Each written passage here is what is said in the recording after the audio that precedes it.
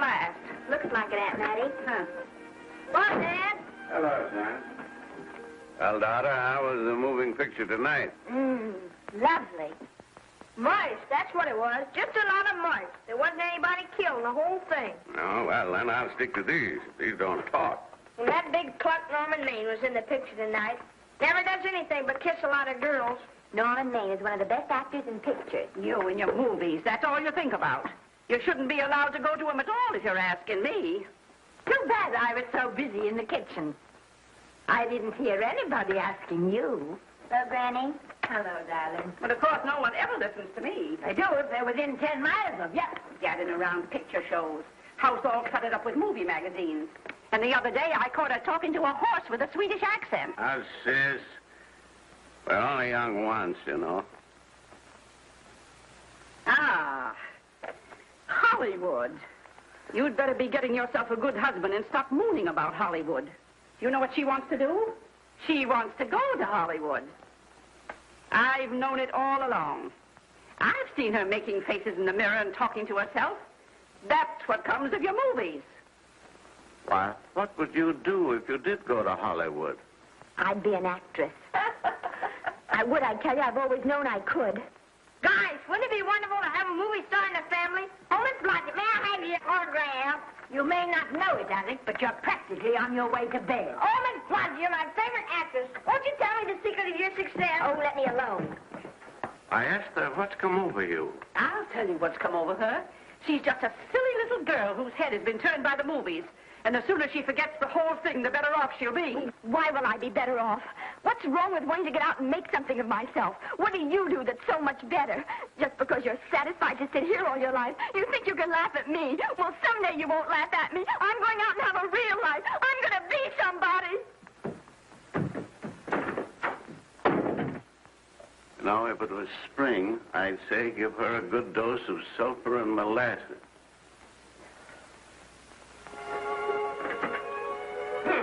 I thought I'd find you. Oh, stop that. Now, stop crying. That isn't going to do you a bit of good. Oh, I'm crying because Aunt Mattie and Alec make me so mad. Well, Alec and Aunt Mattie. Fiddlesticks. They're not important. You're the only one that counts. Esther, everyone in this world who has ever dreamed about better things has been laughed at. Don't you know that? Oh, I suppose I do, but... But there's a difference between dreaming and doing. The dreamers just sit around and moon about how wonderful it would be if only things were different. And the years roll on and they grow old. And by they forget everything, even about their dreams. Oh, I don't want to be like that. I want to be somebody. Oh, yes. You want to be somebody. But you want it to be easy. Oh, you modern girls, give me the pain. When I wanted something better, I came across those plains in a prairie schooner with your grandfather. Oh, everyone laughed at us. They did at all the other pioneers. They said this country would never be anything but a wilderness. We didn't believe that. We were going to make a new country. Besides, we wanted to see our dreams come true. Oh, Granny, it must have been wonderful. It was wonderful. But don't you think for one single minute that it was easy, Esther Blodgett. We burned in summer and we froze in winter. But we kept right on going and we didn't complain because we were doing what we wanted to do. Can you understand that? Yes, I can. Could you do it? Could you do it even if it broke your heart? Because remember, Esther, for every dream of yours you make come true, you'll pay the price in heartbreak. Oh, I know what I'm talking about. You may not believe it, but I was a young girl once. A very pretty young girl. A lot prettier than you are. And I was in love with your grandfather. And when some Indian devil put a bullet through him, that is as if it had gone right straight through my heart, too. And I remembered all he taught me. And I went right on. I buried him out there on that wilderness with my own hands. And I went right on that same day. And I kept right on going, even when your mother was born. Oh, Granny, I want to make it worthwhile.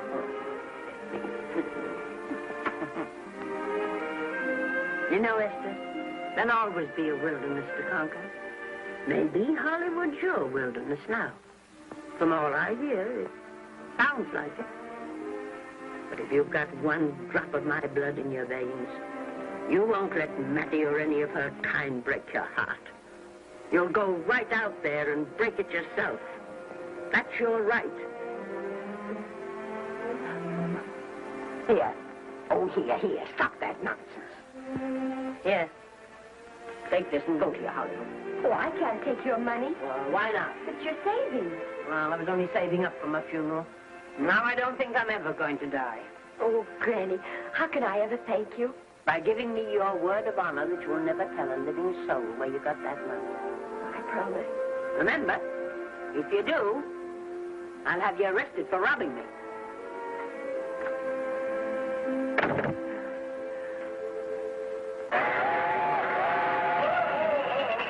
Here we are. Help me, Granny. Oh, I can make it, dear. Oh, thanks. I kissed Dad goodbye. Just a little kiss. He didn't even wake up. I bet you didn't try that on your Aunt Mattie. Oh, Aunt Mattie. Think of her face when you tell her. I am thinking about it. I've waited for that chance for 30 years. Here she is, girl. Oh, thank you, Cookie.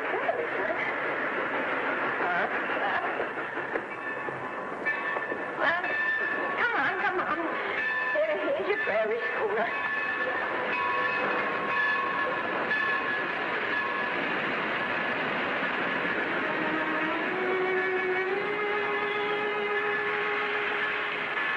All aboard. Oh, Granny. Go on. Goodbye, Granny. Goodbye. I'll be waiting for you in those movie pictures. Don't tell Mattie. You know, my eyes are not as good as they used to be, but my ears are all right. So you remember, talk up good and loud. All aboard. Goodbye. Bye. Bye, Granny. Bye.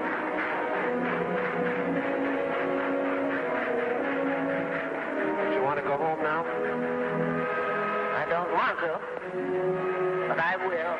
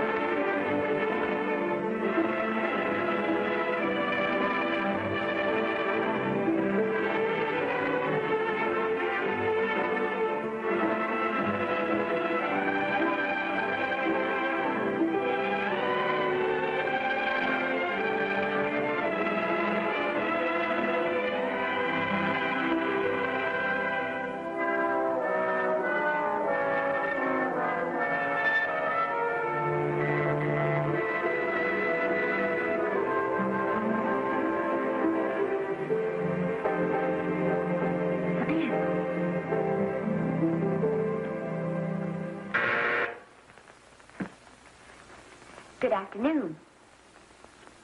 Day, week, or month?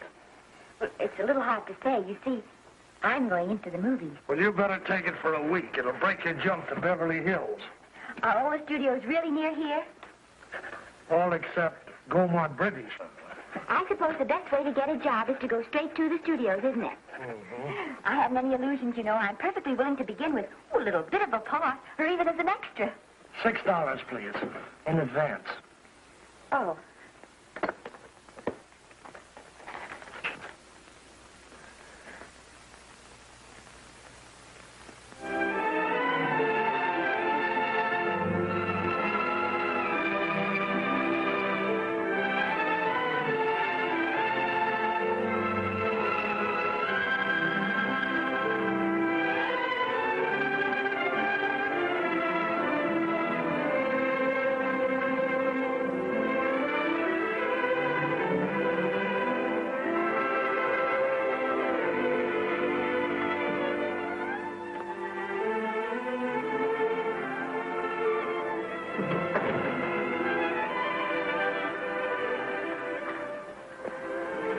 I beg your pardon. I'd like to register for extra work. How long have you been in Hollywood? Well, it's about a month now. We haven't put anyone on our books for over 2 years. Come here. I'd like to show you something.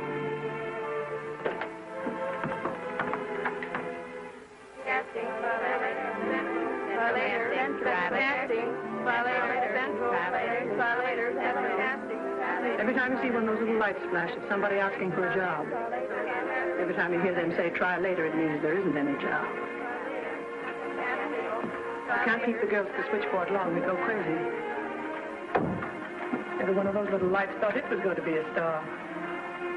Still want to go in the movies?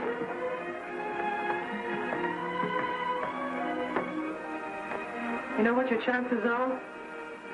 1 in 100,000.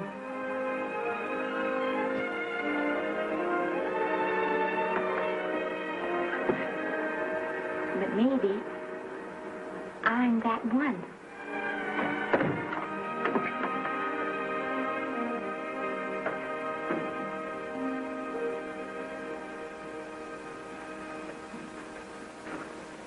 Any phone calls for me, Mr. Randall?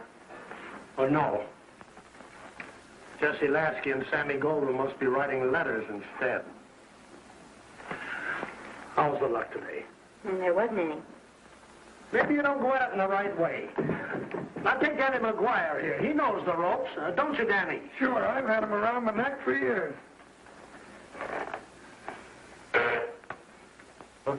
What? Oh, Miss Blodgett. Danny McGuire, our new tenant. How do you do? Mr. McGuire is a big director. Oh, are you really? Oh, could you possibly use me in a picture, Mr. McGuire? Of course, I haven't had much experience, but I don't think that really matters if you're willing. And I Now really listen, feel that... lady. In the first place, I'm not a director. I'm an assistant director. In the second place, if I had any jobs to give away, I'd confer one on myself. And in the third place, you should have stayed back home in the first place.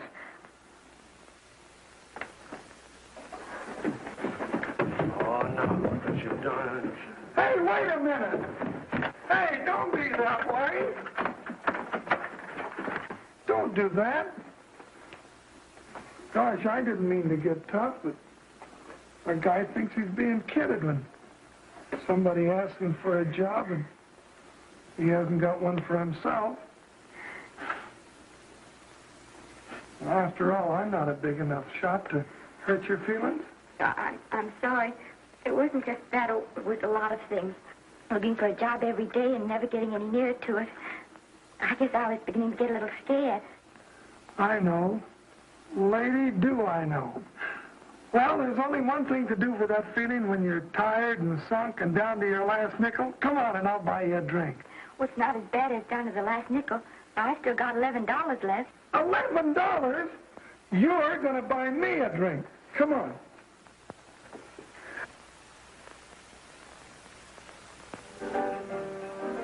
That's right, George. There's nothing like a little rum to take away the milk flavor.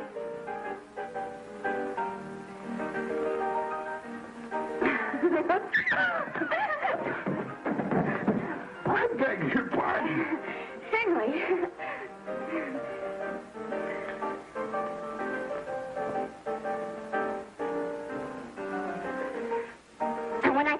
guess the first thing I'm going to do is see that you direct every picture I'm in. That's my pal. Of course, I'm going to be perfectly nice about it, but I'll just insist. Now, that's the way to talk. Don't let them lick you. Oh, I should say they can't lick me. If they try anything like that, what? I just won't sigh. Now, that's right. What have you got to lose? Another one of these and we'll open our own studio.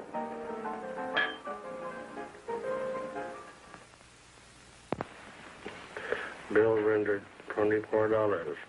Past due. Remit without further delay. Me.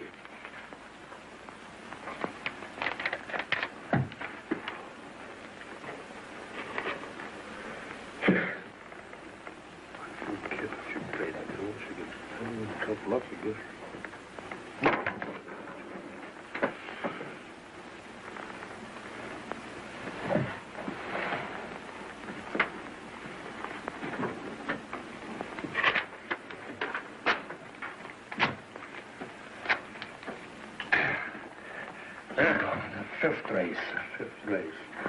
Tricap. Who's working tricap?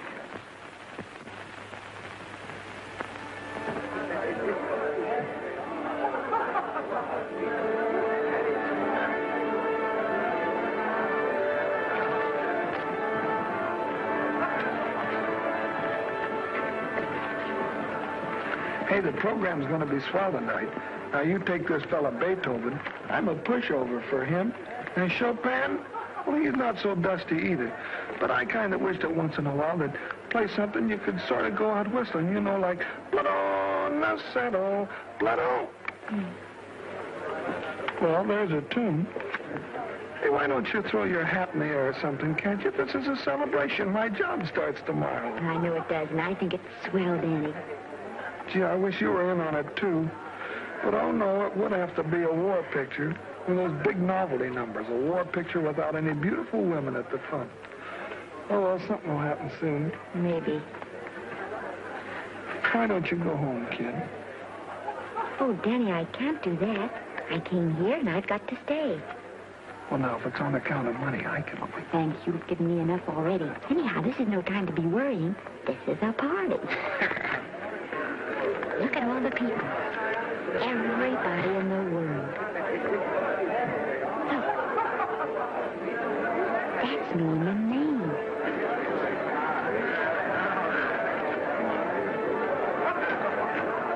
And he seems to have had that one extra cocktail.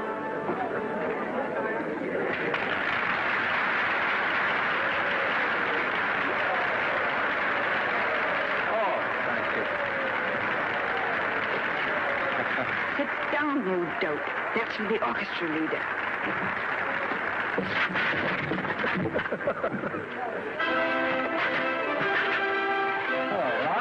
Hello, Norman. Oh, Mr. Maine. Mr. Maine, put your arm around Miss Regis. Arnold, this is a Hollywood bowl. Oh, afraid of crowds. Go on, get out of here. What's the matter? You getting too big to bother with photographers? Don't want any pictures taken now. Oh, is that so? Well, supposing I take it anyway. Well, shove that Brownie number 2 of yours down your throat. Thank you, Mr. Maine.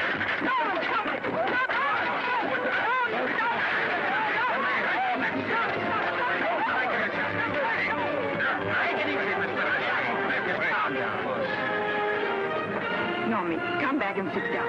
Everybody's laughing at you.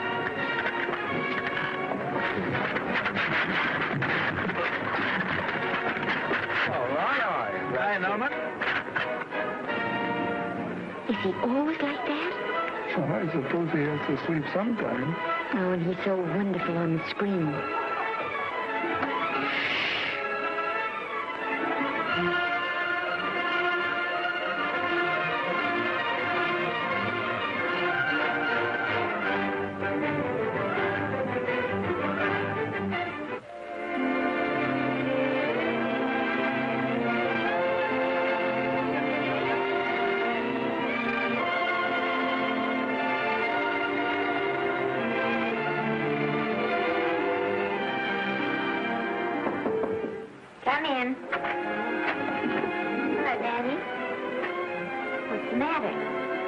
believe it or not, I got a job for you. Daddy, that's wonderful. When do I go to the studio?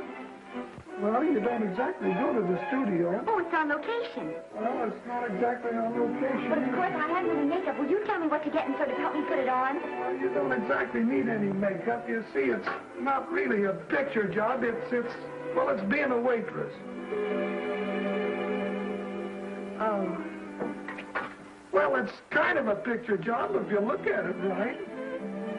You said it was a waitress. Well, it's waitressing for Casey Burke, the big director over at our studio. He's giving a party tonight to kind of celebrate on account of finishing the picture, and he wanted me to get him an extra waitress, and it's $5. And I thought of you right away, Esther. That was awfully sweet of you, Daddy. Well, there's going to be a lot of big people at Burke's house tonight, and I'll bet you there's any number of big directors, and if you're there, maybe they'll notice you. I could make them notice me. Sure you could, Esther. It's your chance. My chance. All right, Daddy, I'll do it. Oh, but I can't. I haven't got the right things to wear. Oh, yeah. Now, you don't think the wardrobe department's right next to my office for nothing, do you? A perfect fit.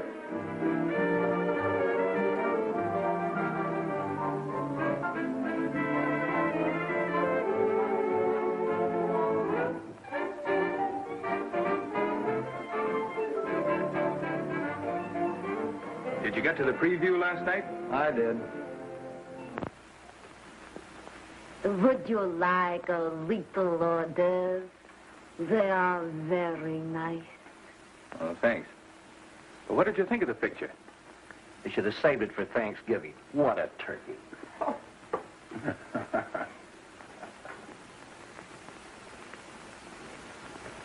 Will you have some hors d'oeuvre? You do like hors d'oeuvre, don't you? I don't think there's anything so enjoyable as hors d'oeuvre before supper, and these are really delightful.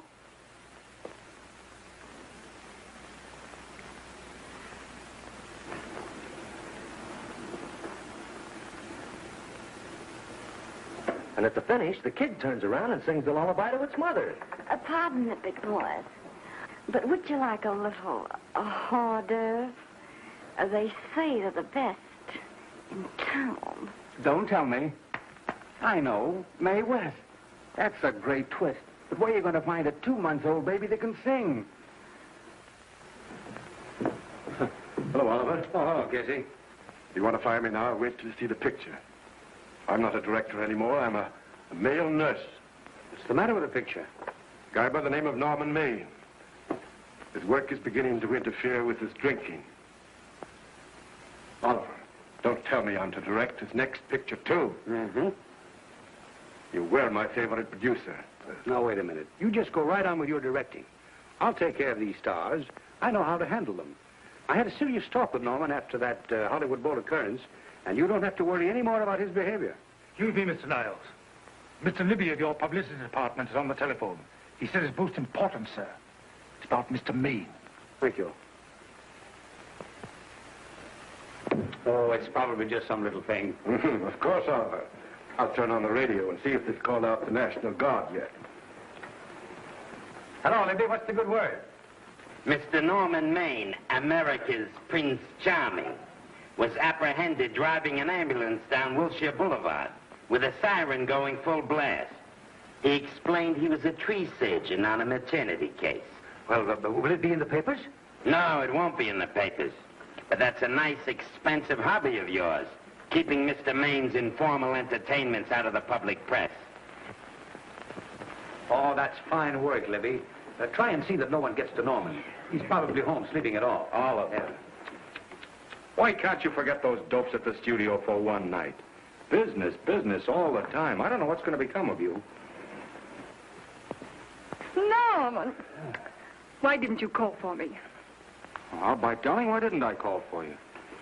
In case you've forgotten, I was supposed to come here with you. Oh, that's all right. I got here without any trouble.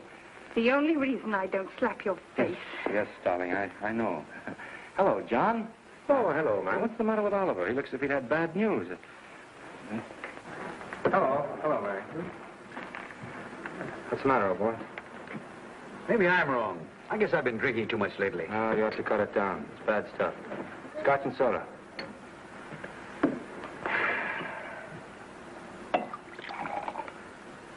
Come on.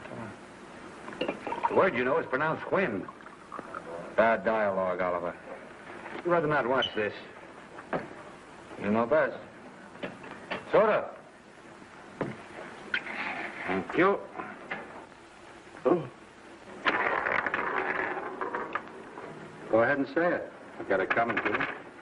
Don't make it tougher on me, Norman. I don't want to stand here and preach, but take a look at my side of it. I'm trying to make pictures with you. I know. Costs are going up, and the grosses are going down. No, it isn't that. I've made lots of money with you, and I can afford to take a loss. But I hate to see you going the way of so many others. Why don't you get Lloyd's to insure you against me? You can't get insurance against a man forgetting who he is. You're a great star, Norman, but there's nobody so big that he can afford to have people refuse to work with him.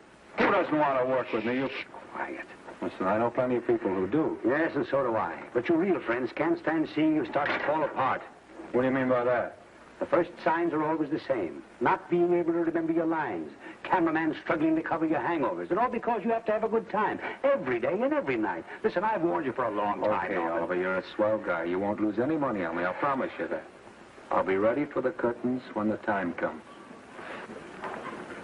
When it does, here's my epitaph. And now I think I'll, have a little drink. Scotch and soda.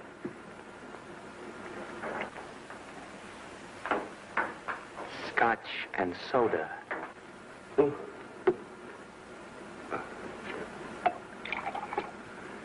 Come on. And a little soda? Caviar? No, thanks.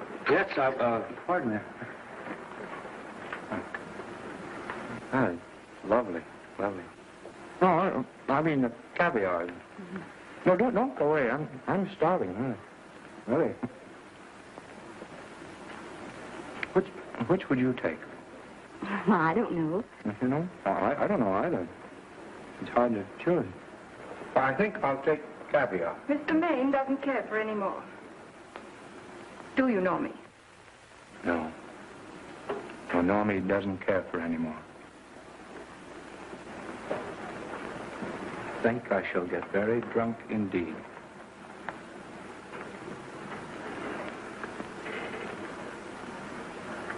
Scotch and soda. Sorry, I have something.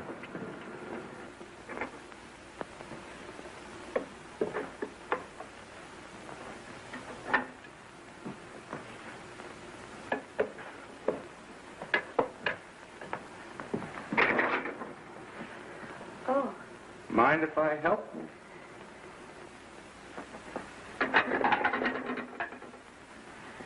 Won't they miss you? Oh, no. They'll just look under the table, and when they see I'm not there, they'll forget the whole matter.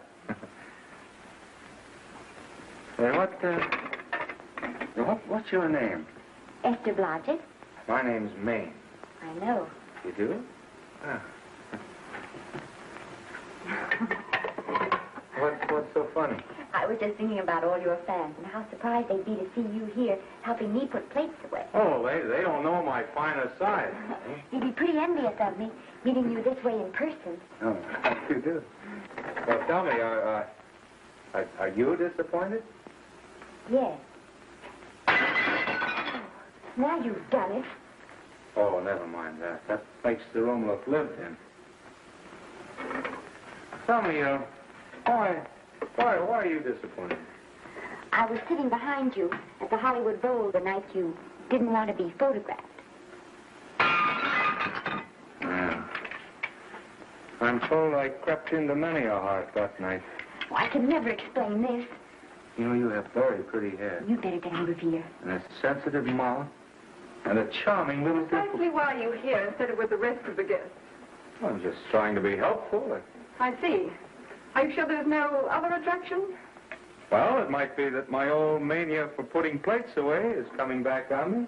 It's rather odd. I always know where I can find you if there's a pretty girl around. It's not only odd, it's embarrassing. You're being deliberately insulting, Norman. I put up with this long enough. Dear, don't lose your temper. Remember, we must try to keep the voice low. I know you'll excuse us if we go on with our work.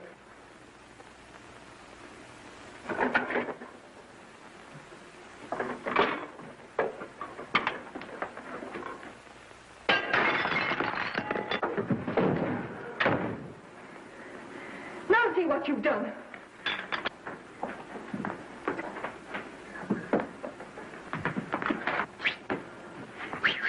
Come here.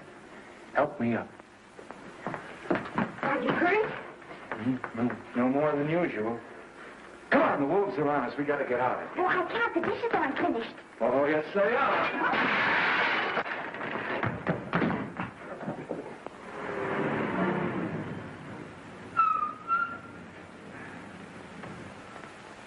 Well, I bet I know what you're going to say now. What? Good night. Good night and thanks. Hey, wait a minute. Hey, you realize that all I found out about you is that you're foolish enough to want to go into pictures? But why is it foolish? Look at you. Yeah, that's what I mean. No, I'd rather like to go into this matter a little more thoroughly. Oh, that's awfully nice of you. Why don't we go on up to my place and talk it over? Oh, no. Thank you very much, but I really must say good night. Good night. But you're not angry. No. I'm hungry. Well, why don't you go and get something to eat? Good night, Miss Blodgett. Good night, Mr. Maine. Wait a minute. Peter, the least I can do is to see you to your door. Will I see you again? I hope so. Has anyone ever told you that you're lovely? Well, now you know. Thank you.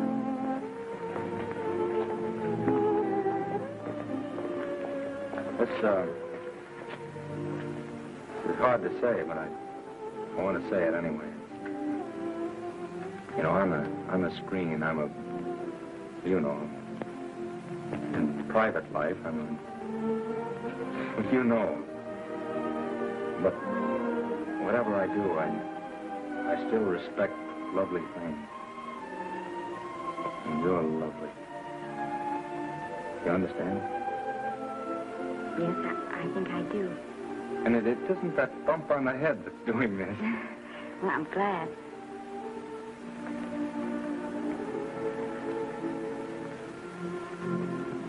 Good night. Good night.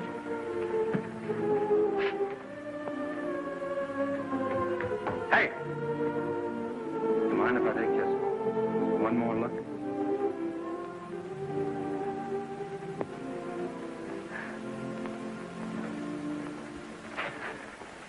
Go away.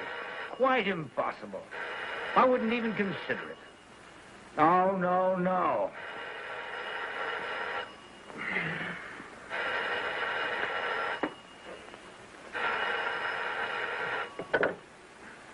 Hello? Who is it? Who? Norman? What have you done now? You're not in jail, are you? Oh. Yes, I see. Oh, it's that again. I see. She's beautiful. Yeah, I know. You want me to give her a screen test? Yeah, certainly. She's got wonderful possibilities. Oh, you know she's got something.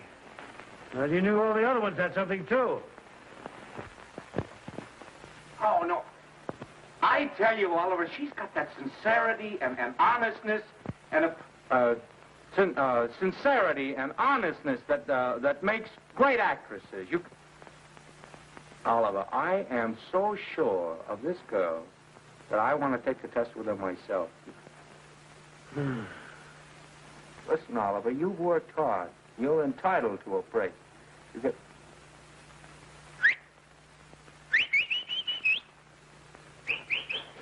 Yes, I heard you. Anything. Yes. Yeah. Oliver, look, you try to get a little sleep now, old man. All right, boy. Good night. Now, tell us.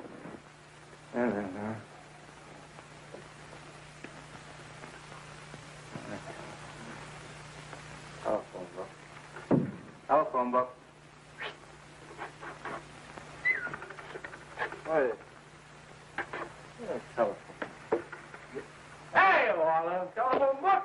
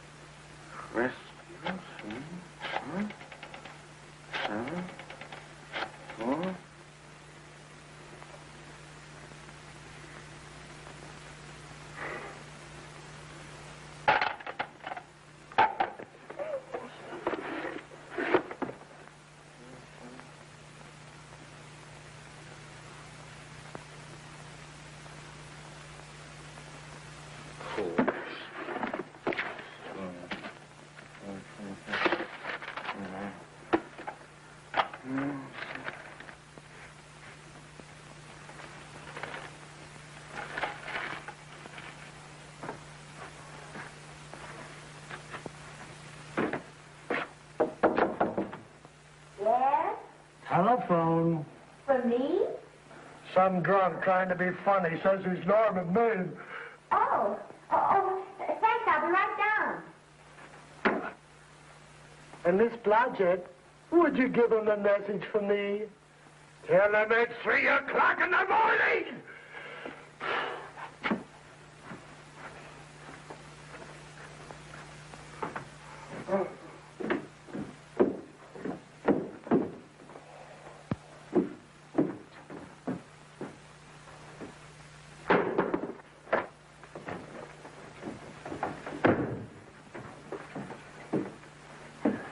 Hello?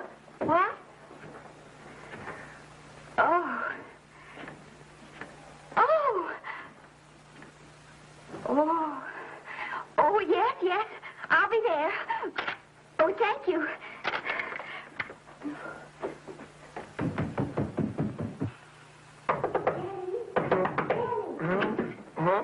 Daddy, what do you think? I'm going to take a test tomorrow, and Norman Maine's helping me do it. I'm taking one, too. Garble's assisting me.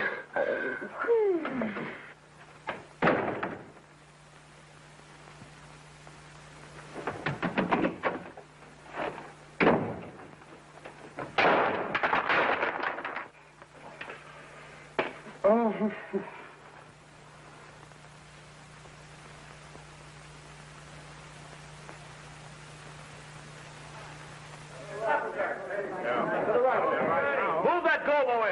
Would it still come out broad? No, the Yankee.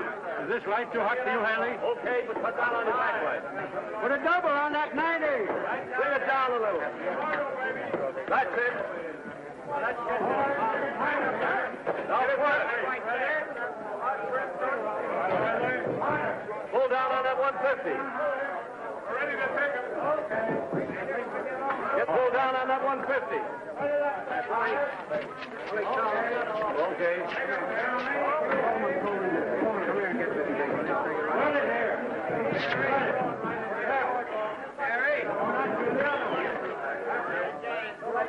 Bring me an apple box. Listen, gentlemen, please, if you don't mind.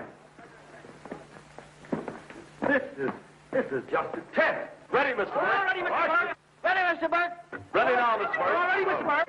We're ready now, Mr. Burke. All ready, Mr. Burke. We're ready, Mr. Burke. All right, let's take it. Quiet! Quiet! Quiet! Quiet! Quiet! Ready, Norman? Yeah. You ready, Miss, what's your name? You'll soon know your name, Esther. The whole world's going to know it. But I'm so scared. Maybe I better not try it today. Oh, come on, now, don't be foolish. They all had to go through this. Harlow, Lombard, Myrna Loy, and now, Esther Blodgett. All right.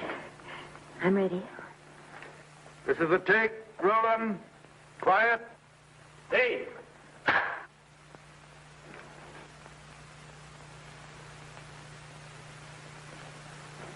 I may as well tell you that my whole organization thinks I've gone a little nuts to sign you. Well, maybe they're right. I've been nuts before.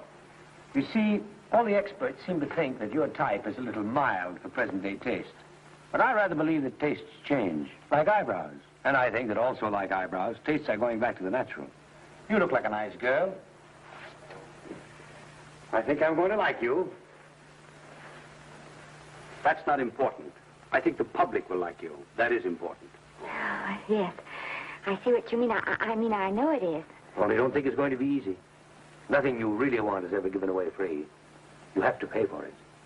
And usually with your heart. Someone else told me that once. But you still have to work it out for yourself. Oh, well, all this is just a long way of saying, I'm glad you're with us and good luck to you. And now I'm going to turn you over to our demon press agent, Libby. Don't let him frighten you. He has a heart of gold, only harder.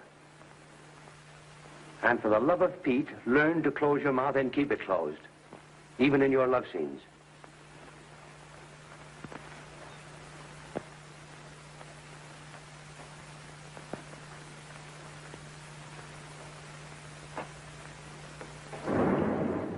Are you a Russian? No, I was born in Fillmore, North Dakota. Oh, no. First saw light of day in a mountain cabin, a trapper's hut, high up in the Rockies. Go on. Well, I always wanted to be an actress. Dreamed of footlights as Lonely Kitty. Are you sure there's no Russian in your family? Positive. That's a shame. Well, what does your father do? He's a farmer. Social register-eyed father. Fed up with hypocrisies of 400, sought wilderness for consolation.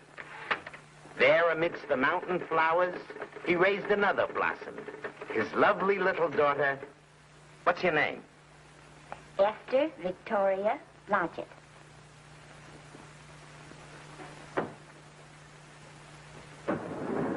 Greatly appreciating your attention in this matter, very truly. Do you know what her name is? Esther Victoria Blodgett. Hey, we'll have to do something about that right away.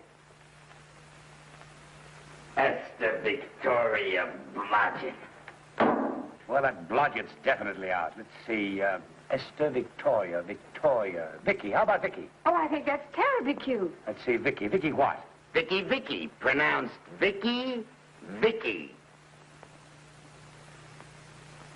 Siesta, besta, sesta, desta, festa. Oh, that's very pretty. Jester, Hester, Desta, Lester. Vicky Lester. Oh, I like that. Say it. Vicky Lester. Say it again. Vicky Lester. Say it again. Vicky Lester. Say it. Vicky Lester. Say Vicky Lester. Vicky Lester. Vicky Lester. Vicky Lester. Vicky Lester. Flash. Oliver Nile Studio discovers new starlet, a Cinderella of the Rockies. Her name is Vicky Lester. Those who have peeked tell me she couldn't be more divoon. The face of an angel and such natural talents. Her voice is a symphony. Her very walk, they tell me, is enough to drive men mad. Not that way. Get the lead out of your feet. Lift them up.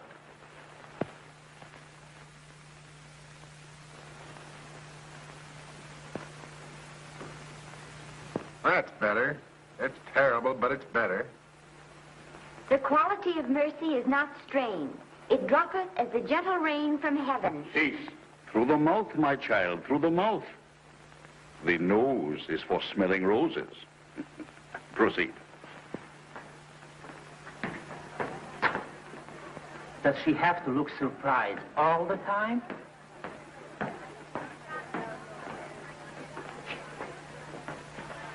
Anyway, it's just a rough sketch. Pretty small mouth, eh? Oh, well. Give her that Crawford smear.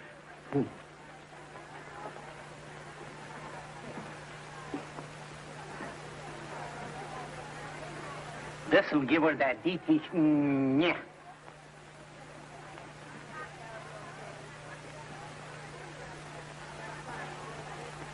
We're on the wrong track. She still looks surprised.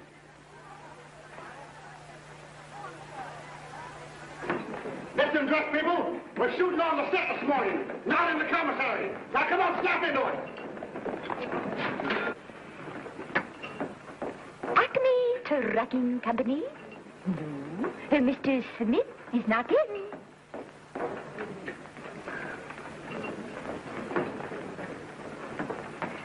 Acme Trucking Company. No. Mr. Smith is not in.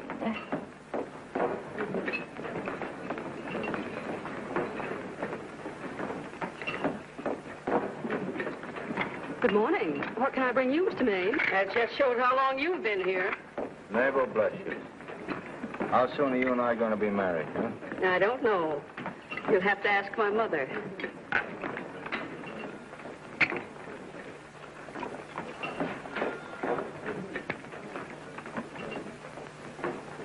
Acme Trucking Company? No, Mr. Smythe is not in. Acme Trucking Company? No, Mr. Smith is not in. Acme? No, Smith ain't in.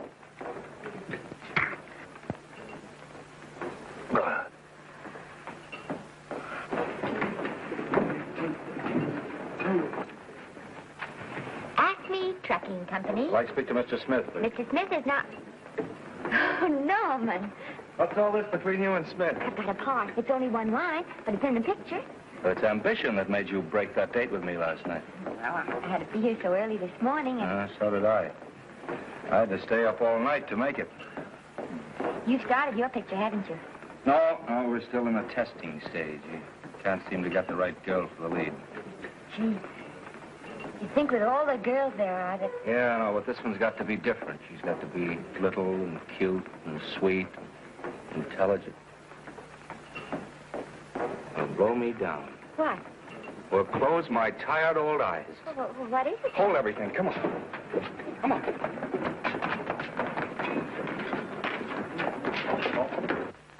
Well, you've been through the whole casting directory. I'll work day and night, Mr. Niles. And I'll work with her, Oliver. And I can be mean or nasty or anything you want, Mr. Niles. If she clicks, Oliver, you've got a star overnight. Okay.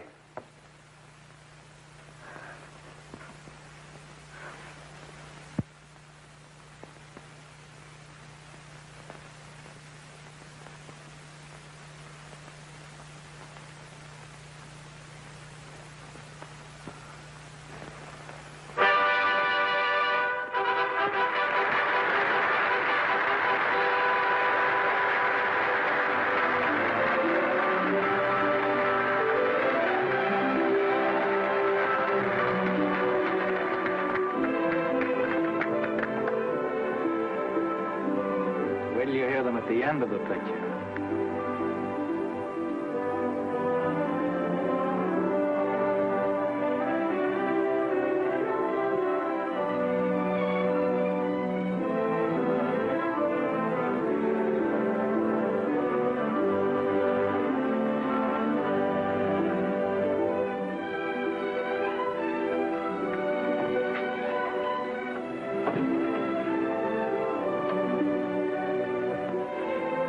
Do you think we were noticed? By no one. They're much too busy playing at croquet. I've loved you all my life. But we only met 2 days ago. That's when my life began.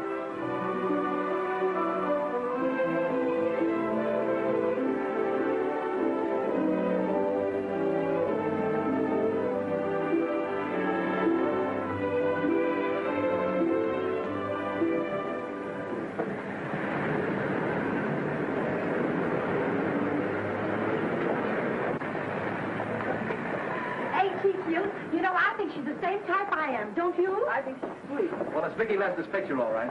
I think she was much better than he was. These producers are so horribly down. They won't know how good she is. Well, maybe it's because she's a good girl. No, Maine's not so bad, but it's Vicki Lester they'll go to see. Vicky, darling, I think she's the most precious little thing I've ever seen.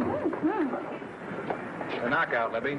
You might mention that when you write your review. That Lester kid's a gold mine. Didn't you like Norman Maine? Was he in it? Libby, I'm afraid we have another hit. Huh? It's in the bag, neatly tied up with beautiful pink ribbons. Hey, where are Norman and Vicki? I don't know. I thought you had them. I wish they'd come. We're having a party at the Trocadero. Isn't it thrilling running away from people? Norman, it's so exciting, So new. A star is born. Come on, run.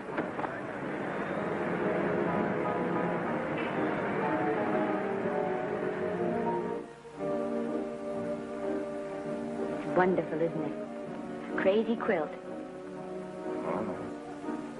It's a carpet that's spread for you. It's all yours from now on, you know. Come, Esther. You're a success. You'll have everything in the world you want. I hope it'll make you happy. Hasn't it you? Then there was one thing I never had. Lots of times I told myself I'd found it, but I always knew I was lying. Still, I never stopped looking for it.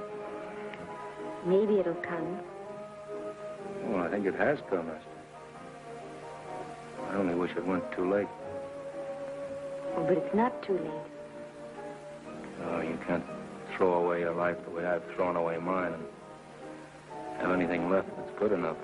No. You can. Norman, you can. You mustn't tell me that, Esther. I'm so afraid that I'll believe it.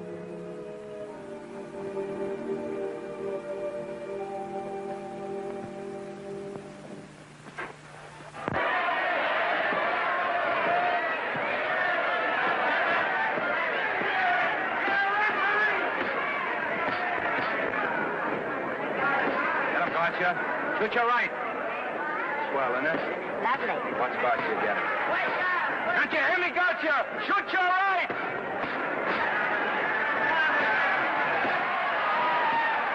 He's down! Gotcha, got him! Gotcha, got him! He did, didn't he? Yeah, but he'll be up, though. You like it? Sure I did. You like me? Sure I did.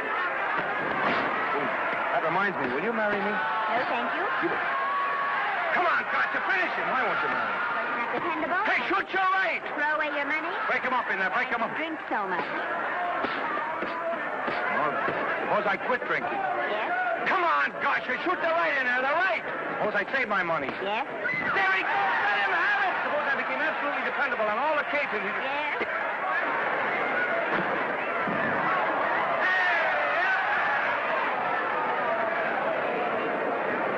Hey, gotcha, he got him. He got him. He certainly did.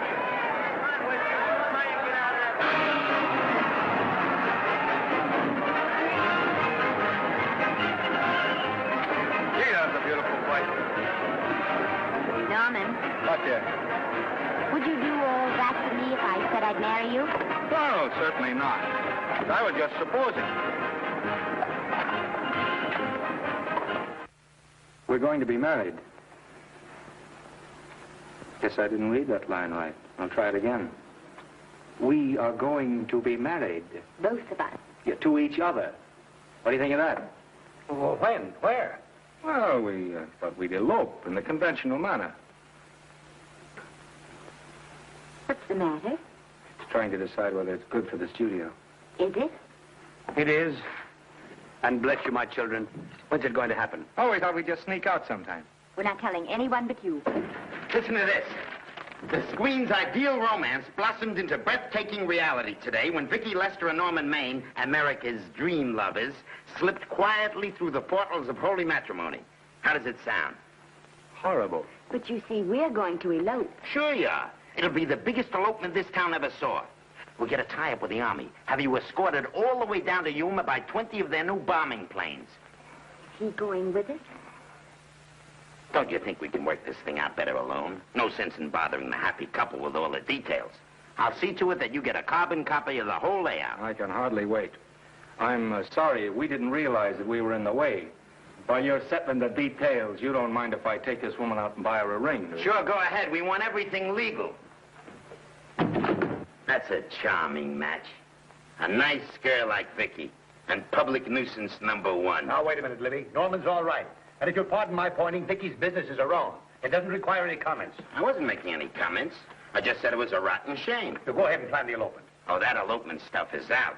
You can't get any scope in that. We're going to have a wedding. Where'll we have it? Customary place, I believe, is a church. Nah, it's been done. This has got to be something big. The beach. I can visualize it. The bridesmaids in bathing suits. 20,000 Santa Monica school children spelling out the word love. It's a novelty, but is it big enough? Why not the city hall? A police escort of every motorcycle cop in town. Sirens screaming, confetti pouring out of buildings like the Lindbergh reception in New York, only on a big scale. What's the matter? Isn't it big enough? And now if any man can show just cause why these two may not be lawfully joined together, let him now speak or else hereafter forever hold his peace. Do you, Alfred Henkel, take this woman as your lawful wedded wife? Will you love, comfort, honor, and keep her in sickness and health as long as you both shall live? I will. Do you, I beg your pardon. Do you, Esther Blodgett, take this man as your lawful wedded husband? Will you obey, serve, love, honor, and keep him in sickness and health as long as you both shall live? I will. Place the ring on her finger. Hurry, please. Now, by virtues of the power invested in me as Justice of the Peace of San Bardo Township, County of Los Angeles, I pronounce you man and wife.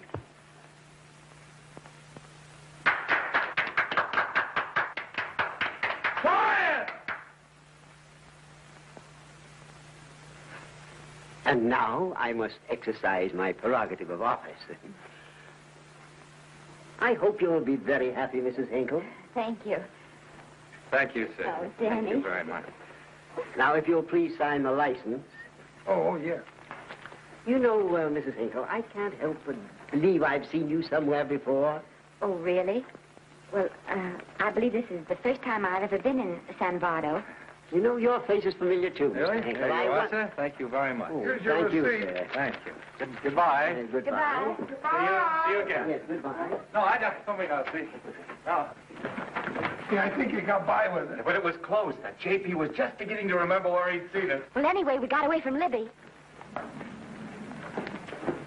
Hello, Toots. If you will be kind enough to glance between my shoulder blades, Mr. and Mrs. Henkel, you will find there a knife buried to the hilt. On the handle are your initials. Lovely to have seen you, Libby. Hold it, wait. Hold it, Danny.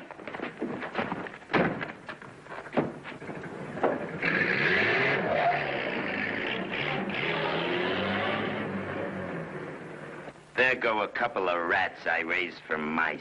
Well, they got a right to get married, haven't they? I haven't got any right to double-cross the public, and I haven't done it yet. Hey! People versus Porky Washington. We're charged with violating Section 600. Young man, you're in contempt of court. Operator, get me the Los Angeles Tribune. I've a good mind to put you under arrest. Wait till I make this call. You wait, too. Tribune, give me the city desk. Johnny, this is Matt Libby. I got a flash for you. Norman Maine and Vicky Lester were married at 2:30 this afternoon. Vicky Lester? Court recess.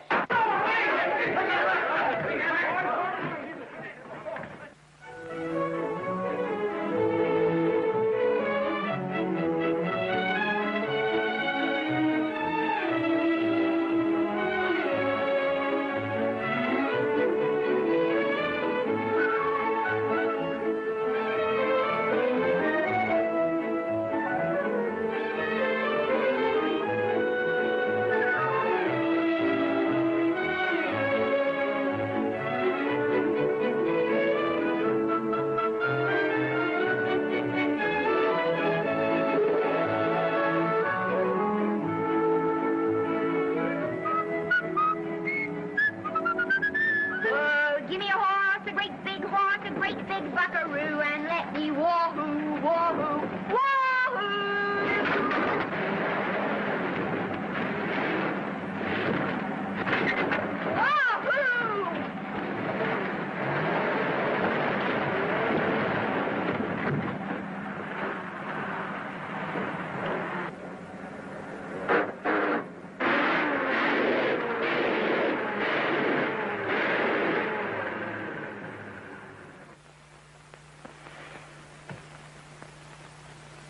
Wahoo.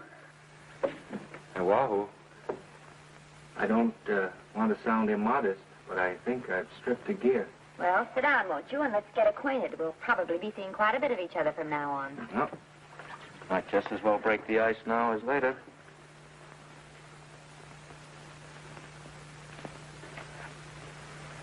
Now we're old friends.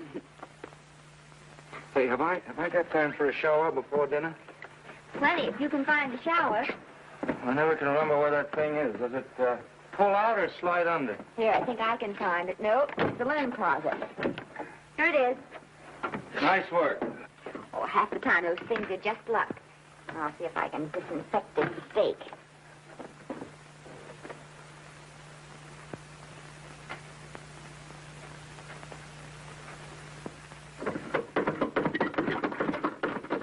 Esther, there's no soap. Here. Thank you. Oh, and Esther. Yes, dear? I'll need a washcloth, please. Oh. How you fix the cigarette? You know I never smoke underwater. Well, what do I do to make this thing work? Pull that gadget at the top and pray for rain. Well, I can't reach it. I can't get my hands up. If you've gone in there with your arms down, you'll never get your bath. Unless you're a contortionist. Yeah, well, I'm not a contortionist, and don't throw that up to me now. You knew it when you married me. Will you close this door, please?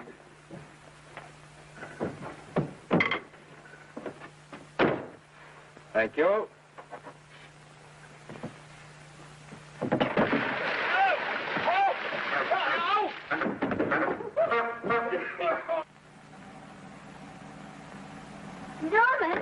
Norman, here comes the car. You got it? Huh? Here, quick. Quick what? Quick, go out and stop them and ask for help. Oh, I'll catch cold. Oh, you'll get warm again. Yeah, don't. They'll recognize me. Now, if you keep your face down, go on. There may not be another car for a week. Well, Howdy, partner. Howdy. Stuck? Yeah, how'd you guess it? Can you get us some help? Well, I reckon not. You know, it's a long way to town. We're pretty busy down at the place. Well, I got to get out of here. I've got my wife with me. Does she like the country? No, and then we're short of food. There's a lot of game in them woods. No, well, my wife can't shoot. Well, you're sure up against it. Sorry I can't do anything for you. Well, wait, listen, I'll be frank with you. I'm Norman Maine. Who? Norman Maine. Well, my name is Judd Baker. Glad to have met you. Well, so long. Hey, wait a minute. Listen, you don't... So you're Norman Maine.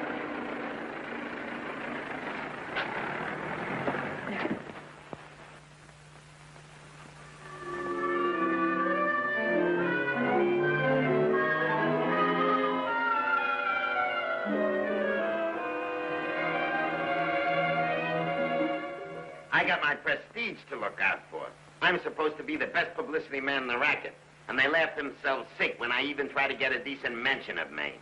Yes, I know how sensitive you are, Libby, and I don't like to see your feelings hurt. Thanks, boss. Now, Vicky, there's a dish for free space. But if Maine swam across the Pacific, the papers would keep it a secret. Well, the exhibitors don't like him, the critics don't like him, the public don't like him, and I don't like him. Who likes him?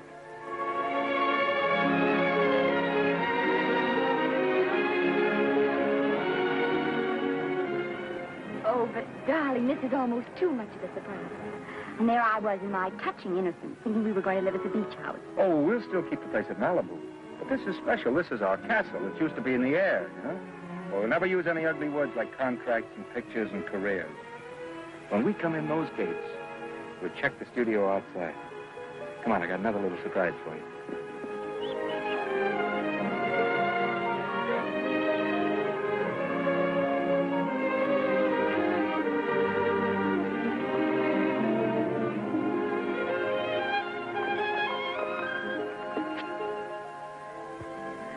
Oh, Norman, it's lovely. So are you lovely. The whole world's lovely.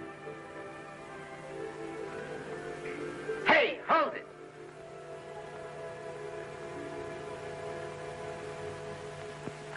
That's it. Caption: their honeymoon never ends. All right, let's get some pictures. Now, if the bride will sit here and the groom stand behind her, we'll have something unique.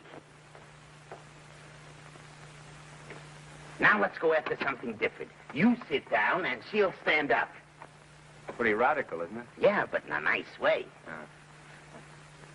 Okay, Otto, fire. Caption: their honeymoon begins anew. Ah, the producer. Caption: their honeymoon ceases abruptly. Hello, Oliver, glad to see you. No, I'm glad you're back. Thank you. Vicky, how well you're looking. Hello, Oliver. Am I interrupting? Yes, thank you. Just want a couple more pictures. That's enough of both of them. What they're asking for is exclusives of Miss Lester. Alone. Oh, I see. Well, come on, Oliver, let you and me get exclusive. See you later, Vicky. Oh, don't worry, Otto. My camera smashing days are over. They ain't your only days that are over. Oh, hold that, Miss Lester. Gorgeous. Well, Oliver, how's the dividend situation? Very pleasant. I think we'll show $2 million on the next quarter. Oh, smart move of mine to sell my stock, eh? Oh, well, when you need money, you need it. Well, some people save up for just such an event. You know, there's bound to be a rainy day occasionally. Yeah, but as a citizen of California, I've always refused to admit that. Yes, I know, but still it does rain. Well, anyway, you can thank me for some of those dividends of yours. Mm-hmm. Oh, can't you? Oh, sure. That was a little too quick, Oliver. What's the matter? The Enchanted Hour was a smash hit, wasn't it? Well, it made Vicky a star overnight. Yes, it should have. How about me? Oh, let's talk about business at the office, Norman. Beautiful pool you have here. Beautiful. Oh, now let's talk about it here. Didn't they like me? Well, maybe the pot wasn't just right. It was the best part of the year. Look, Oliver, you think I'm slipping? Can you take it? Yeah, go ahead. The tense is wrong. You're not slipping. You've slipped. My fan mail's still big. Norman. Fans will write to anybody for a photograph. It only costs 3 cents for a stamp, and that makes photographs cheaper than wallpaper. But every 25 cents they pay for a theater ticket buys them the right to be a critic. And your last few performances, Norman, have not pleased your critics.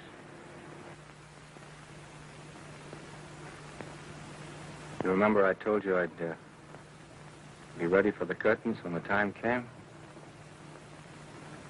Here it is. Let's call off the contract, no hard feelings. We're not quitting, either of us. There's no explaining these things. We've all seen how the public turns. Maybe we can turn them back. I've got a swell script lined up for you. About Esther. You think that I'm going to get in her way? Well, as a matter of fact, as it happens, there's no part in this story for her. I'd more or less planned to star her in a picture of her own, with that young Pemberton opposite her. He's coming along nicely. Good for young Pemberton. All right, Oliver. We'll make a try at it.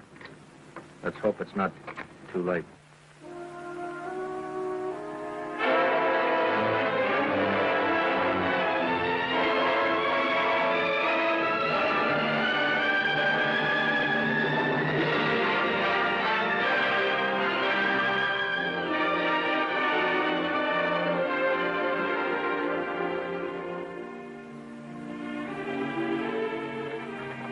No argument.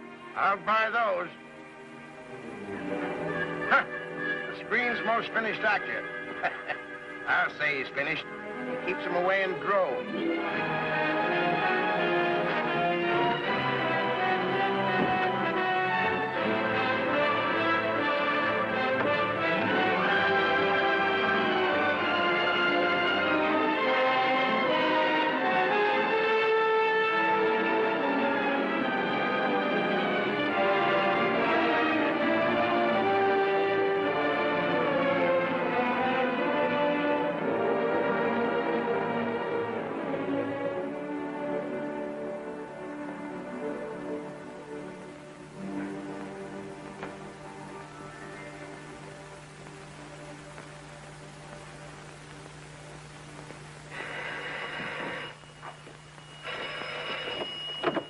Hello?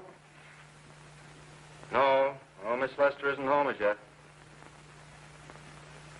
No, I'm not the butler. But I can take a message just as well as he can, honest. Oh, is that you, Norman? Swell. Listen, Norman, this is Artie Carver. Hiya, kid. Swell. Say, I hear you're through with Oliver Niles.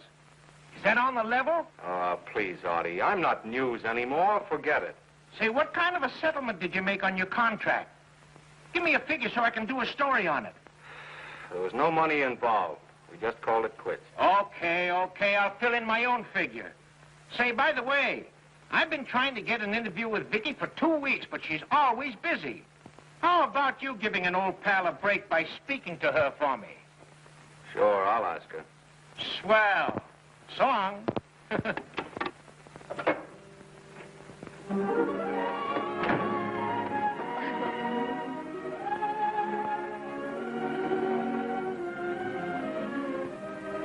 I didn't mean to be late, darling, but Casey wanted... All right. You're here now. What's new today? Nothing. Haven't been out of the house. Let's go somewhere tonight. No. You're tired. We'll stay in. I'm not tired, really. Oh, yes, you are. You've got a hard day ahead of you. Anyway, I see so little of you, I'd like to have you to myself. Oh, but it's the servants' night out. We haven't any. Yes, we have. I fixed a little snack with my own lily white hands. I'm learning to cook in my spare time. Then I think I'll marry you. I get it. You want to make an honest cook of me, huh? Comes in on wheels in this joint.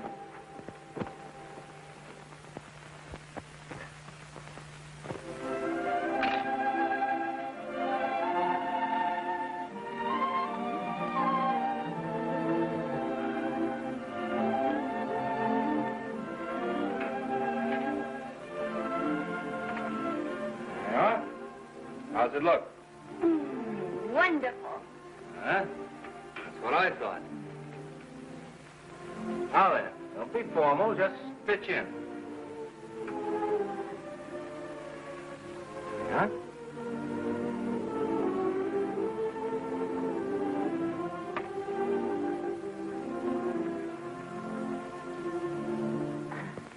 I'm afraid my mouth's not quite big enough. I'll measure it next time and make them to size. A little hard to lift, too. In fact, I think I'll take those measurements right now.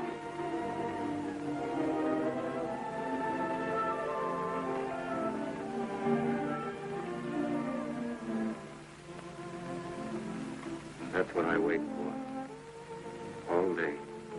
That's why I rush home without even changing my costume.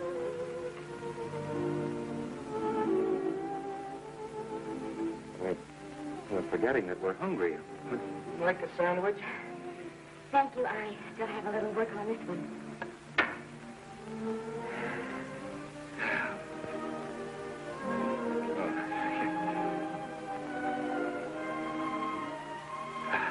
Norman, where do you unhook my dress? I can't breathe. Mm-hmm.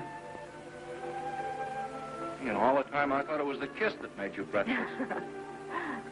A lot of hooks. Huh? Why don't you have a zipper? That's a good idea. You got it? Yes.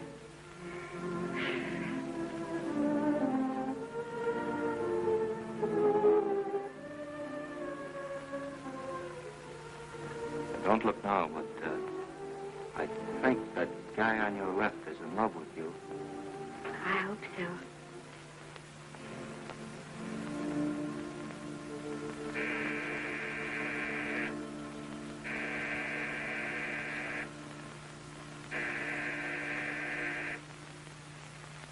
The doorbell. Is it? Maybe they'll go away. Oh, I never do at a time like this. Here.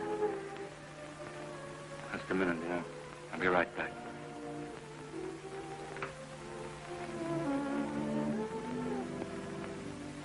Does Vicky Lester live here? Yes. I got a package for her. I'll sign for it. Well, who are you? I'm her husband. Oh, sure.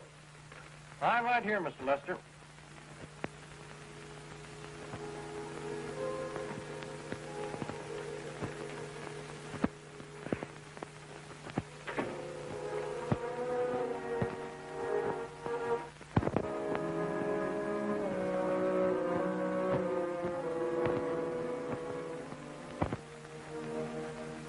package for you. Oh, by the way, I forgot to tell you, they want you for a benefit at the Shrine Auditorium next Wednesday night. I told them I'd ask you. And, Oh, darling, I don't want to hear about that now. Well, you better wait till I finish before I forget them all. The Academy dinner secretary phoned. She wants to know if you want a table reserved for you. Oh, yes, Artie Carver called and asked if I'd use my influence with you to get him an interview. I told him I'd try. That was all, I think. Oh, Norman, please don't talk about those things now. We're forgetting the wonderful food you prepared. Oh, I'm not very hungry now. I think I'll fix me a little drink. But no.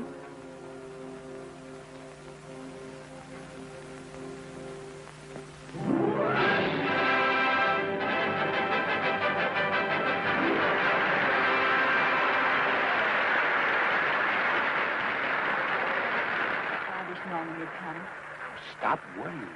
And think how nice that statuette's going to look on your mantelpiece. Do you suppose anything's happened to him? But of course not. He's just been held up in traffic. You think about that statuette. And now we arrive at the climax of the annual dinner of the Academy of Motion Picture Arts and Science. The highest award within our power to bestow.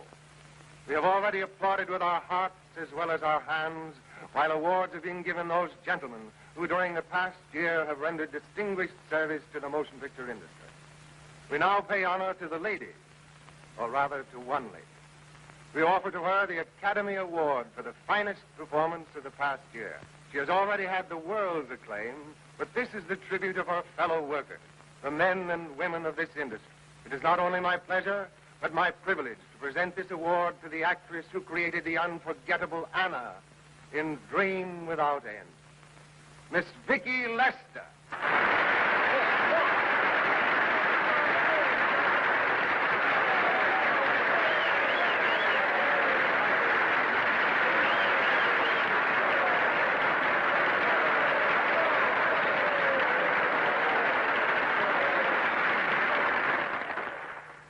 What more can we say, Miss Lester? This says it all for us.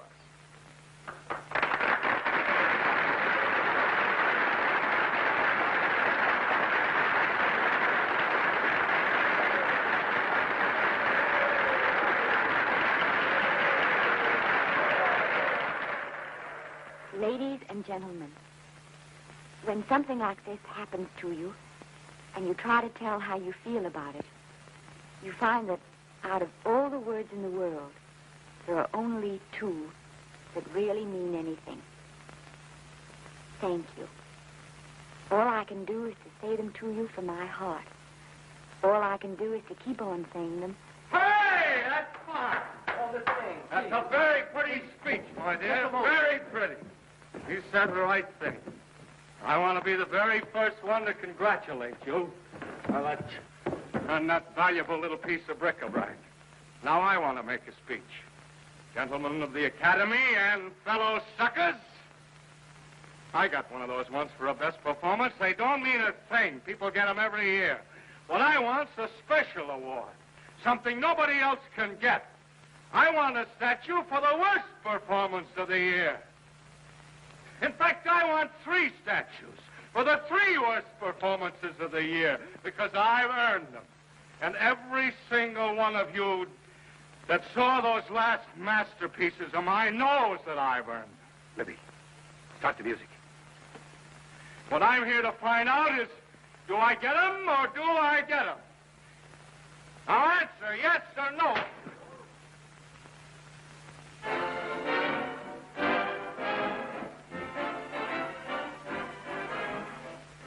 Norman, darling, let's go and sit down.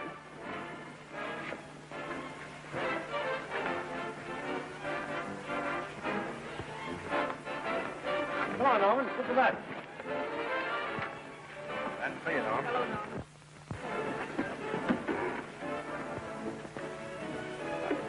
Well, Norman, how are you? Hi, Oliver. My dear, do let me congratulate you. You must be terribly proud and happy tonight. Thank you.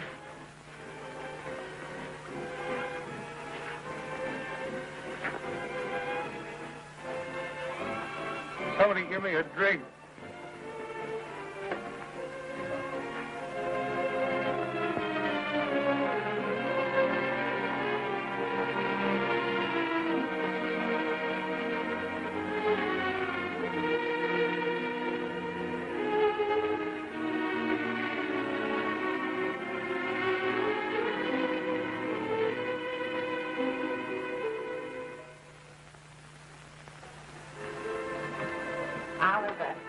Nice of you to come to my dressing room. Vicky, how are you? I've missed you. Everyone's missed you. Have a nice trip. Well, the 3-month tour of the theater circuit scarcely comes under the head of pleasure.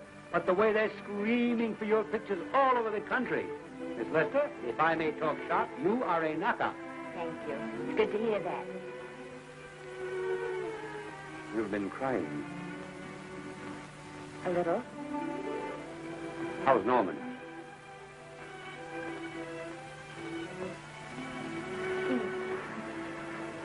Well, he's trying awfully hard, Oliver.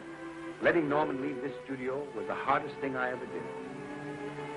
There was nothing else I could do. I know. Has he been... Is he all right? He's gone to a sanitarium. He really wants to stop drinking. And I think he could only... Well, perhaps if he could start working again, there would be some encouragement. Oliver, could you do that?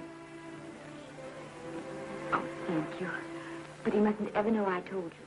He won't know, and you mustn't worry. I want you to keep up your good work in this picture. I'll try, Oliver. That's the one thing I can do for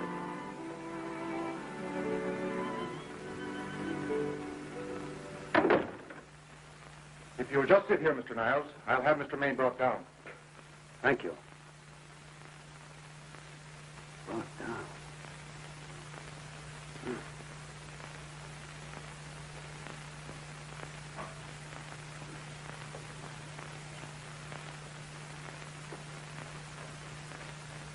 Hello, Oliver.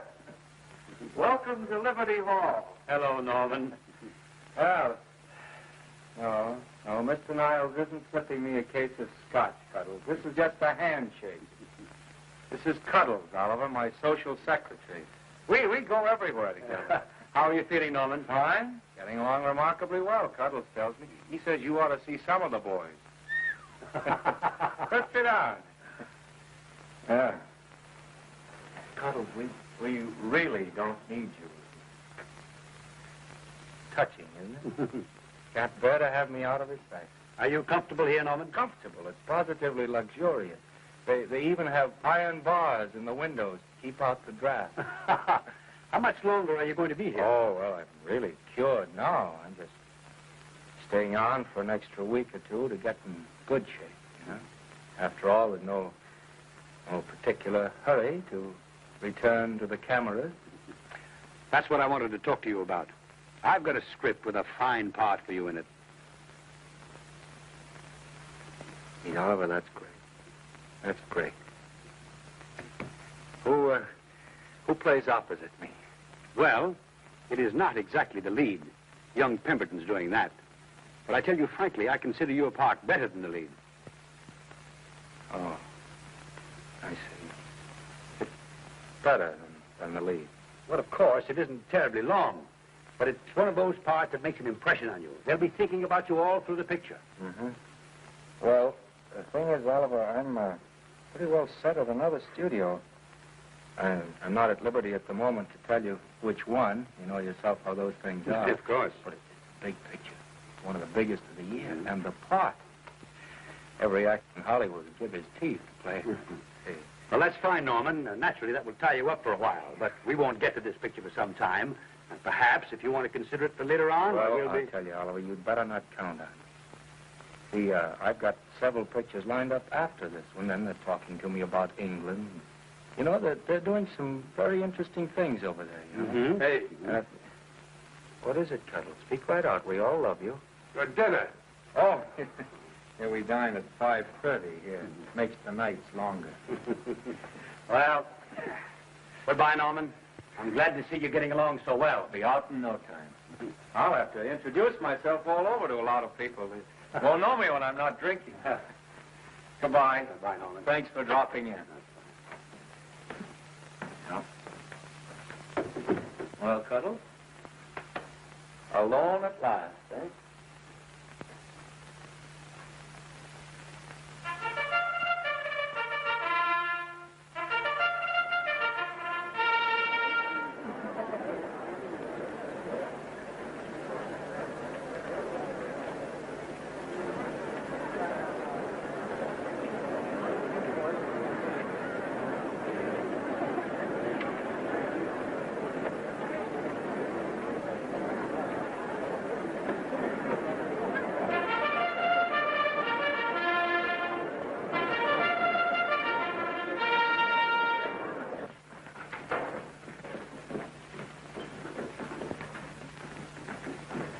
Bert? Sam? How are you, Marion? Oh, hello. Hello. Hello, Normie. Glad to see you. How I hate to run into these has-beens. They give me the creeps. Me too. He was good while he had it. And he had it quite a while. Hello? Hello, Mr. Maine. I haven't seen you in a long time. Oh, I've been resting. Ginger ale, please. Ginger ale and what? Ginger ale and ginger ale. A new leaf? A whole new book. Thank you.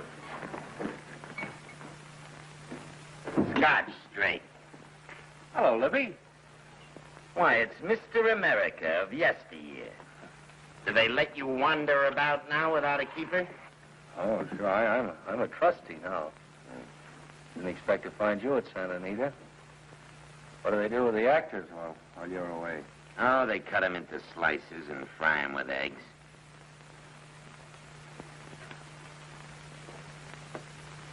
I suppose you'll be here all the time, now that you've retired from the hurly-burly of the silver screen. Well, we're living down in Malibu now and pretty lonesome with Esther away working all day. Well, I wouldn't squawk about that if I were you. It's nice to have somebody in the family making a living. Oh, wait a minute, Louie. I don't want to forget that we're friends. Friends, my eye. Say, listen, I got you out of jams because I had to. It was my job, not because I was your friend. I don't like you, and I never have liked you. Nothing made me happier than to see all those cute little pranks of yours finally catch up with you and land you on your celebrated face. Pretty work, Libby. Always wait till they're down, then kick them. I don't feel sorry for you. You fixed yourself nice and comfortable. You can live off your wife now. She'll buy you drinks and put up with you even though nobody else will. Wait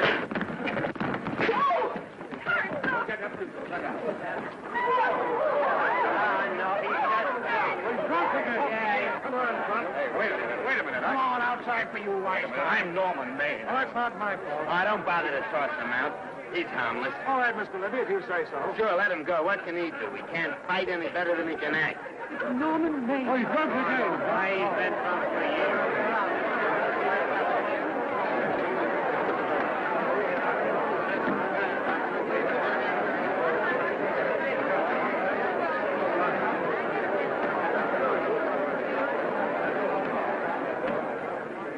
Give me a scotch. Double. Leave the bottle here.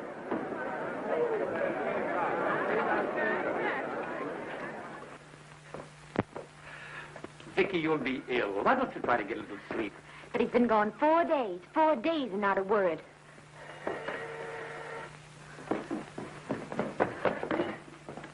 Oliver, I can't. I just can't. Hello? No, this is Oliver Niles speaking. What? Where? Thank you. What is it? Nothing. Oliver, tell me. He's in the night court. He's been arrested on a drunk charge. Now, he's all right. He isn't hurt. I'm going right down and get him out. I'm going with you. Vicky, it isn't any place for you. And if it gets in the papers, What do there'll I care about the papers? I'm going with you.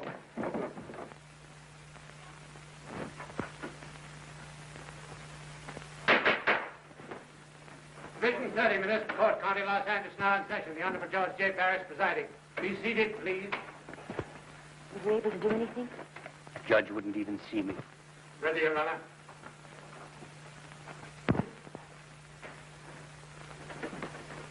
I want to advise you that you're entitled to be represented by counsel, to be confronted by the witnesses that may testify against you, to compel witnesses to attend on your behalf to a public and speedy trial by the court or by a jury, and the right to be admitted to bail. Call the first five. Gregory, Hale, Maine, Rodriguez, Johnson. Come on, boys, get over here. Go ahead. Move along. William Gregory. Yes. Plain drunk, picked up at 5th in town. Asleep in the gutter. 14 similar offenses in the past 6 months. Still at it, Gregory. How do you plead? I don't feel so bad. I didn't ask you how you feel. I asked you how you plead. Guilty, I guess. When did you get out the last time? Just the day before Christmas. Well, I'm sorry you'll have to miss New Year's. You'll be out in time for Washington's birthday, 60 days. Milton Rails. Plain drunk, picked up on Brooklyn Avenue, given treatment at receiving hospital, then removed to jail. How old are you, Rails? 17, sir. Did you take a good look at those men in the cell with you last night? Yes, sir. And have you taken a good look at yourself this morning? Oh, no, sir. I suggest that you do. $5 or 2 days. Sentence suspended. Oh, Judge. Alfred Henkel, more commonly known as Norman Maine. Drunk and disorderly. Cracked car into tree at Sunset and Coronado. Evidently been drinking for days. Resisted arrest and injured one of the arresting officers. How do you plead? Guilty. You're Norman Maine, the actor, aren't you? You've come pretty low, haven't you? There isn't a man here who's had the advantages you've had. Look what you've done with them. You're nothing but an irresponsible drunk, driving about the streets with the power to inflict death or injury on innocent people. I think you'd better deny you that power for a while. 90 days in the city jail. Please wait.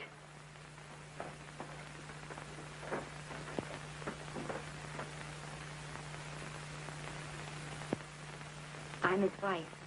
Yes, I recognize you, Miss Lester. Please, Judge. I promise you this won't happen again. I'll be responsible for it. If you just won't send him there. You realize that this man, when drunk, is obviously a menace to public safety? And you realize, too, Miss Lester, the responsibility you'll be assuming to this court and to the Commonwealth? I do. Sentence suspended. Prisoner remanded to custody wife. Thank you. You can get in at the jail entrance, madam. Jose Rodriguez. Plain drunk, picked up at 1st and Maine. Second offense. How do you plead? I think I'm guilty, Your Honor. 60 days.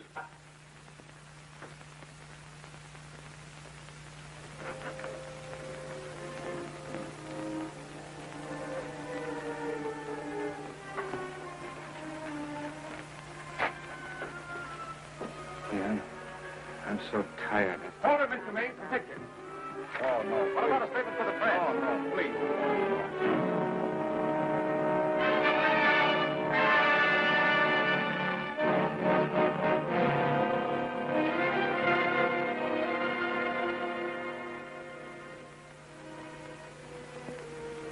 Still asleep. Been asleep all day. It's the best thing for him. Awful to see this happen to someone you love. And know in your heart that it can't get any better. I only know that all I can do now is stay with him and try to help him. So will I.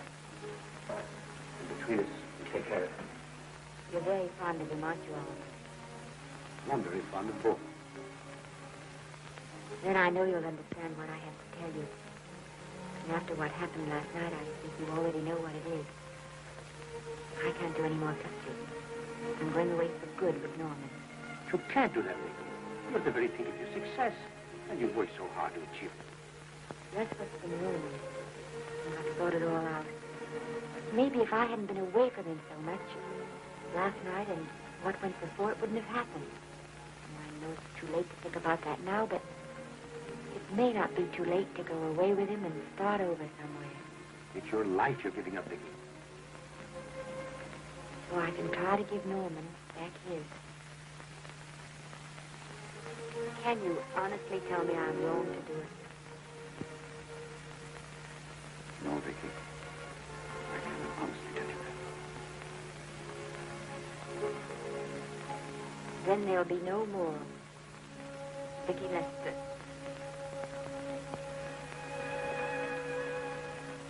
Come on, walk to the door with me.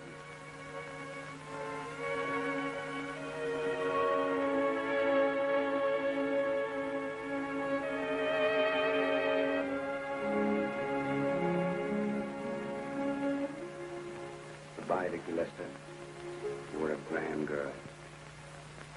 Good luck, Mrs. Norman Maine.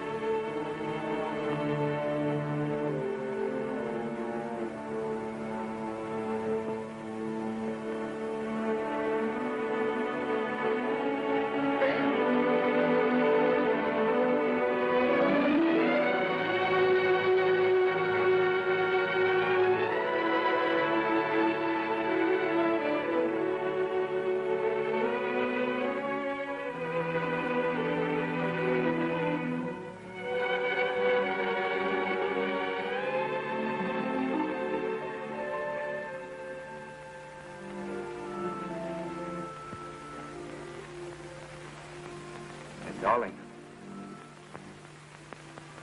this is Maine coming in to apologize again. Oh, I'm sorry, dear, but it isn't you. What other troubles have you got? None. I was just playing a scene with myself. Now, look, I'm just coming out of the jitters, and you're just going into them. This is a swell household. Isn't it? I'll tell you what we'll do. I'll promise to brace up if you'll go on the wagon. I guess I have been drinking too much. You know what I'm going to do? I'm going to be an athlete. You mean with great big muscles and everything? Well, roughly speaking.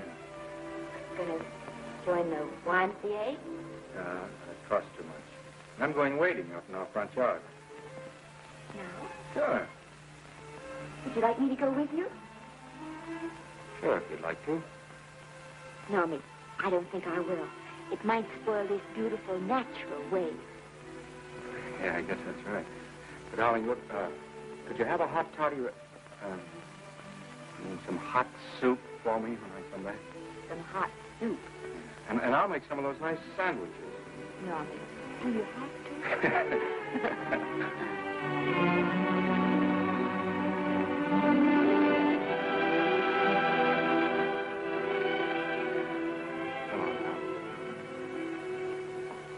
I don't stay in too long.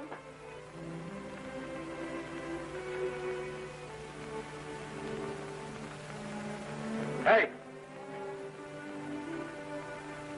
Mind if I take just one more look?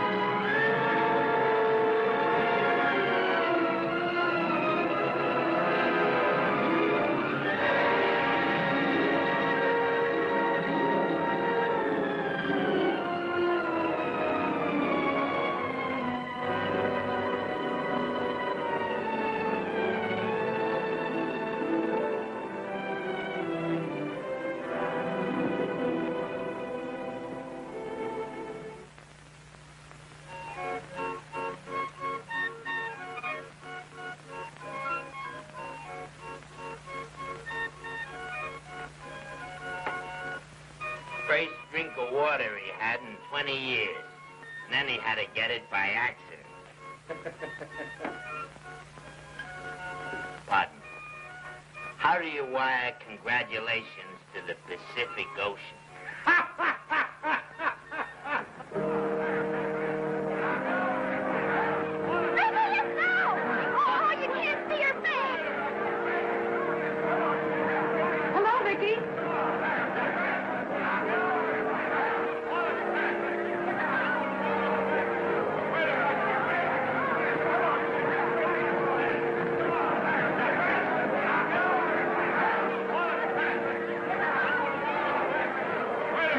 Can't you? Come on, Vicky, let's see your face. Vicky, will you sign my book for me? Write Mrs. Norman Maine. Don't you care, Vicky, you get over it. Stand back, can't you? Don't you cry, dearie. He wasn't so much.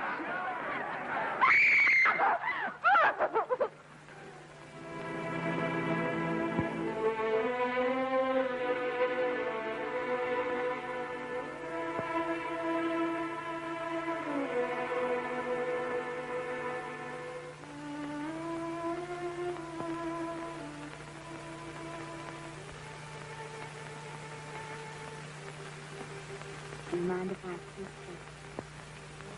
One more look.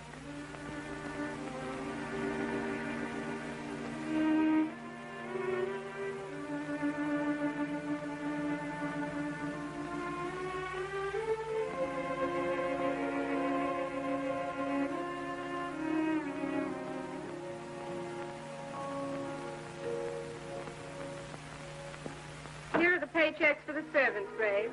You'll find a very nice bonus in each one. Miss Lester asked me to thank you for your kindness and service. If there's anything I can do for the little lady, I should be glad to do it. She would appreciate your attending to the closing of the Beverly Hills house. Put down those trunks.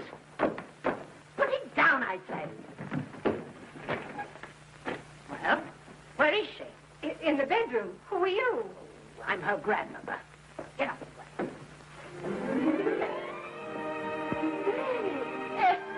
Granny, darling. Oh, I'm so glad to see you. What made you come? Oh, I know when I'm needed. Now get out of here. Go on. Get out of here, all of you. I want to talk to my granddaughter alone. I came just as quickly as I could, but I'm going home. I sent you a wire yesterday.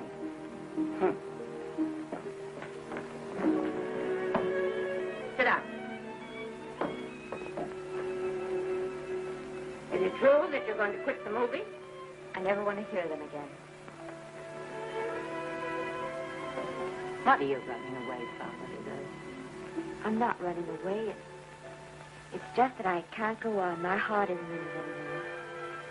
Once I told you if you get what you want, you have to give your heart in exchange. And you said you were willing. Do you remember? I remember. It seems to me that you got more than you bargained for. More fame, more success, even more personal happiness. Maybe more unhappiness. But you did make a bargain. And now you're whining over it. I don't think I'd feel so very proud of myself if I were you, Esther. I'm not, Granny. My mind's made up. Oh, and I'm sorry I gave you the money to come out here. You just wasted. Oh, but Granny, I was proud of you, Esther. I was proud to be the grandmother of Vicky Lester. It gave me something to live for. Now I have it ended. I know. Oh, I want to be strong, but I can't go on.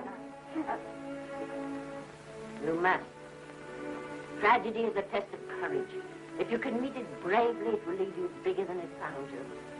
If not, then you'll have to live all your life as a coward.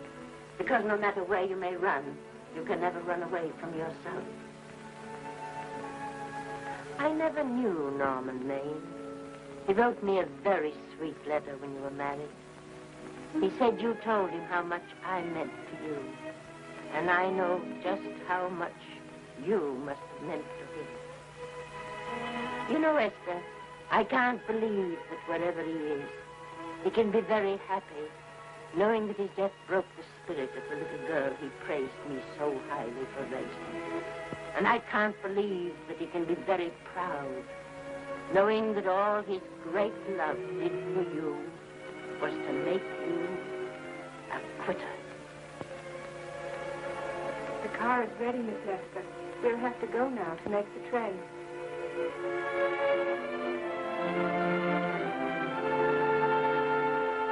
Put the car back in the garage.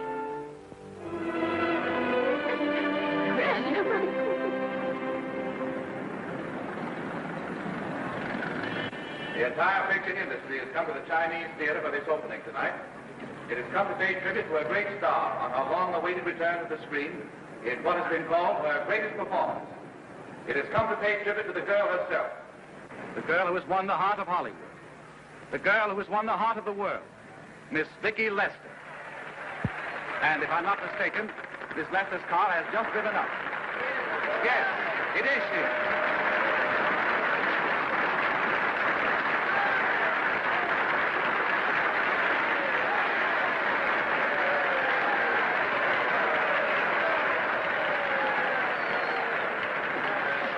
This doesn't scare you too much. I scare very slowly, young man. 6 o'clock, folks, please.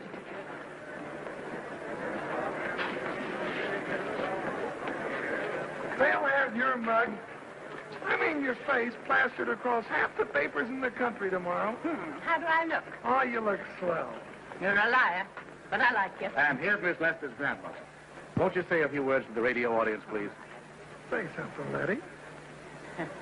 You know, we've got a thing like that back home where they all listen in on, but we call it a party line.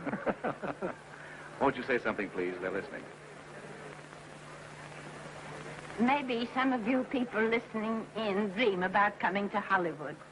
Maybe some of you get pretty discouraged.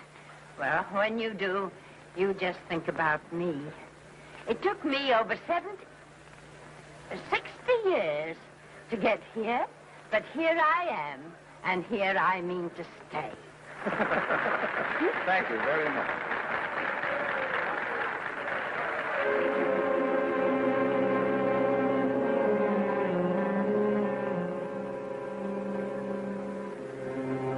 Miss Lester.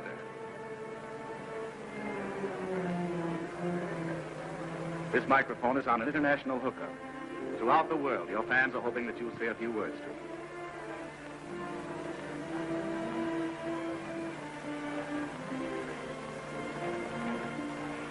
Hello, everybody.